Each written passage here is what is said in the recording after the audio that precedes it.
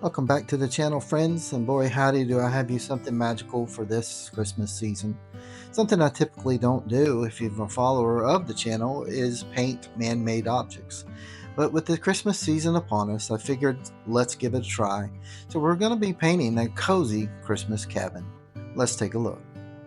As with the rest of my work, I always start with a good picture drawn upon the canvas. In this case, we have our small, cozy little cabin nestled amongst the pines on the snow-laden fields across from the lake. It always helps to start with a good drawing, especially if you're shooting for realism within your paintings. This way, we have a good foundation to start our layers of paint. And before we get to those layers, I've taken the liberty to list the colors used within this painting on the left hand side of your screen so you can follow along. If you're new to the channel, let me explain my painting process to you. On most scenes, I follow a three-step process to include a block-in, the modeling, and final detailing phase. What you're seeing here is that first initial block-in. Not a lot to it except just general shapes and colors. And for those colors, I typically use the cerulean blue, the titanium white, the burnt sienna, and the Prussian blue. During this initial block-in phase, you can really choose any brush that you would like to use. I seem to always favor a dagger brush. I like it for its diversity with either a fine or big bold painterly strokes. If you've never tried a dagger brush, I recommend giving it a try. Okay, let's zoom in here a little bit as we enter the modeling phase. For me, the modeling phase is where I get to build upon the next layer of paint. We're going to take that foundational phase and we're going to beef it up a bit. We're going to color correct with regards to the colors we've used this far, but we're also going to redefine our shapes. In the case of this house, we're really going to start to put some edges on these man-made objects. Let me also bring in our reference so we can get a good look at what we're trying to replicate with the painting. Nothing too complicated with this roof. As you see from our reference, we have a little bit of decrease in color and value from the top to the bottom. So I've been able to obtain this by using cerulean and titanium white on top, and then adding in a little bit of ultramarine as we get to the bottom. And it's going to give us that kind of depth and that shadow color as we progress to the bottom. If you haven't already noticed, I probably should have mentioned it at the beginning of the modeling phase. I went ahead and switched from a dagger brush over to a liner brush, and the majority of this cabin will be painted with the liner brush. This cabin is just so small overall that I figured that a liner brush, a selection of liner brushes, would do the best trick.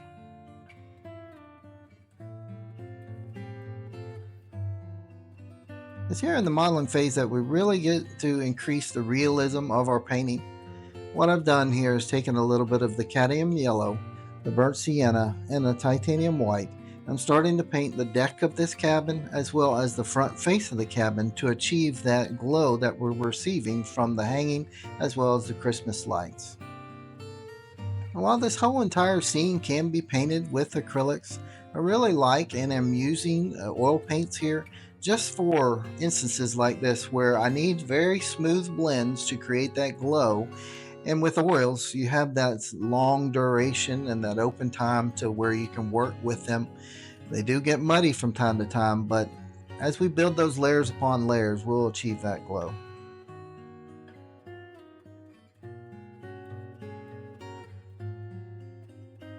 I went ahead and picked up another brush to add to our liner brush, and this is just a small flat. I could accomplish the effects that I'm looking for with the liner brush. However, the small flat is going to give me the straight lines that I'm looking for without having to have a steady hand that the liner brush requires.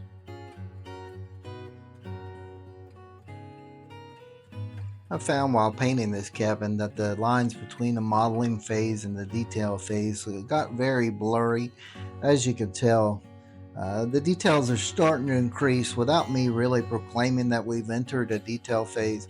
The modeling phase kind of drifted itself into the detail phase just because this cabin is such a small aspect of the overall scene. We're shooting for realism, so we're blending in those details as we go along.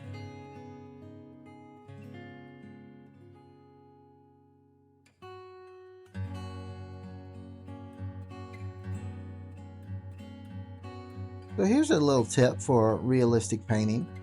The human brain is really sophisticated in the fact that it's going to be able to fill in gaps that we as artists could never hope to achieve. With respect to our cabin, it appears from a reference photo that it is a log cabin, but my liner brush is not going to be able to create each individual line for those logs. So, what I hope to achieve is just to give it the resemblance of that log cabin, and we can do this by color variation. And in the end, as we stand back, it'll appear itself. The human brain will let us know that it is a log cabin.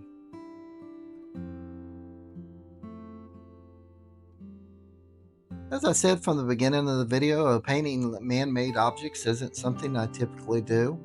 I've always kind of related it to the fact that they're a lot harder to recreate and make in a realistic manner, such as portraits.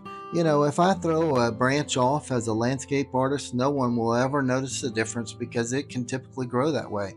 But if I go moving an eye just even the smallest fraction of an inch, you're going to know that's not that person. And so that realism will get ruined right away. But I have to admit, this was a fun endeavor, and I plan on doing it in the future.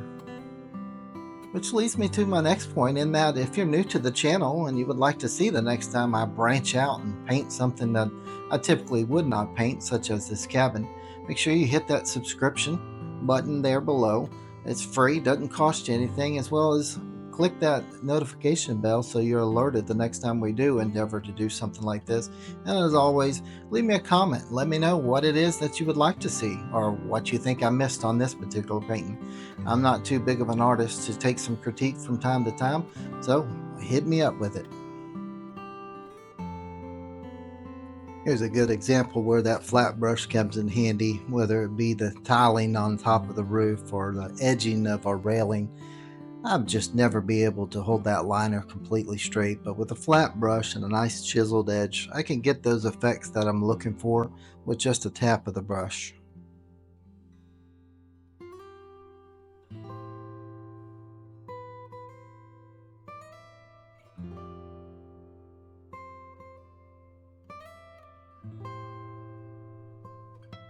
And the final little touches here and there for detail, our cozy little Christmas cabin is complete. And if you haven't seen our full video where I paint the entire scene in its completion, make sure you check it out on the channel following the link.